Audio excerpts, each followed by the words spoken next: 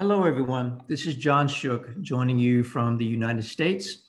I wish I could be there with you in person, but as we all know, global events have made travel very difficult. It's good to see the world getting a little close to normal, but geopolitical events also, as you know so very well, make international travel something we're more cautious of than we were in the past.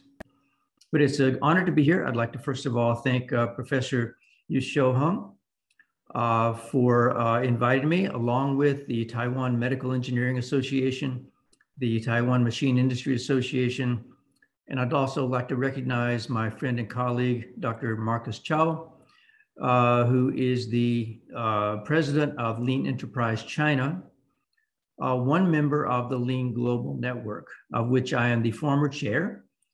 The Lean Global Network is a consortium of institutes, nonprofit institutes that exist to promote the ideas of lean thinking and practice around the world. There are affiliates in over 30 countries now as the movement continues to grow. The movement, the lean production as a movement, began in name over 3 decades ago. The history of this way of thinking and practice actually goes back over 100 years.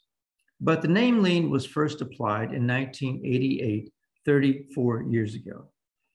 Now, throughout much of the past 3 decades, much attention has been given by many companies, many practitioners, many teachers to manufacturing itself, to producing products and services with minimal waste.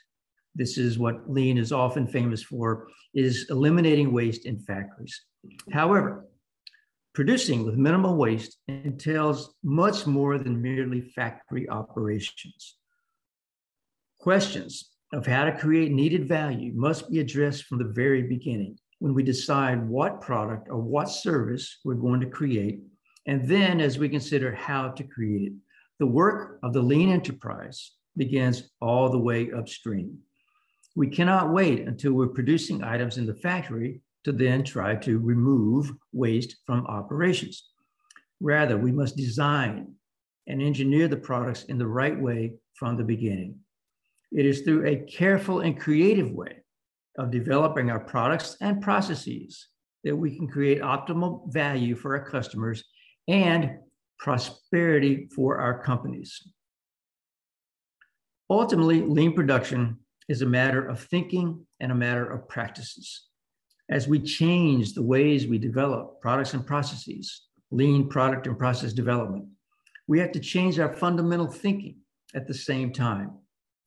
For that too, to change thinking, it is best to move upstream.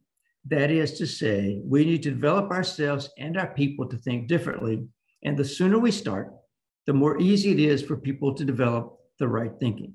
It gets more and more difficult as one gets older, such as I am now. I first encountered lean thinking and practice in 1983, quite a long time ago. And it is a different way of thinking.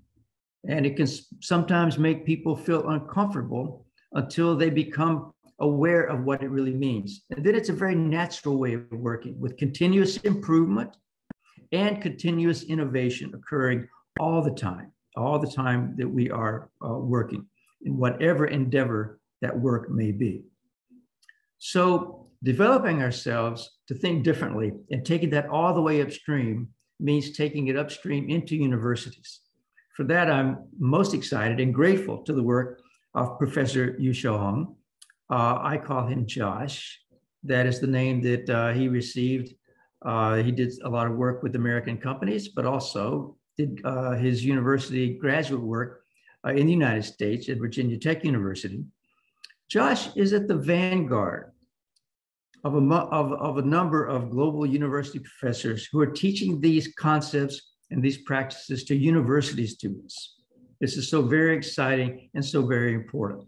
And it will lead to tremendous success for the students as they go into the work world, and for the companies that hire them, and for the customers who will benefit from the products and the services that they design and engineer. In the US, at the University of Michigan, John Dragos, Montana State University, Durward Sobek, in Europe, in Italy, at Politecnico di Milano, Professor Monica Rossi. These, along with Josh and others, are teaching this way of thinking and working to students. So as companies, as organizations, it is so beneficial to us to work with these students while they're still in, university students, and then to recruit and hire them after they get out. Then they can actually exert tremendous influence inside our companies to help others learn the thinking as well. I want to thank you for conducting this event to share these concepts and practices. Perhaps next time I'll be able to join you in person. Until then, best wishes for success in lean product and process development.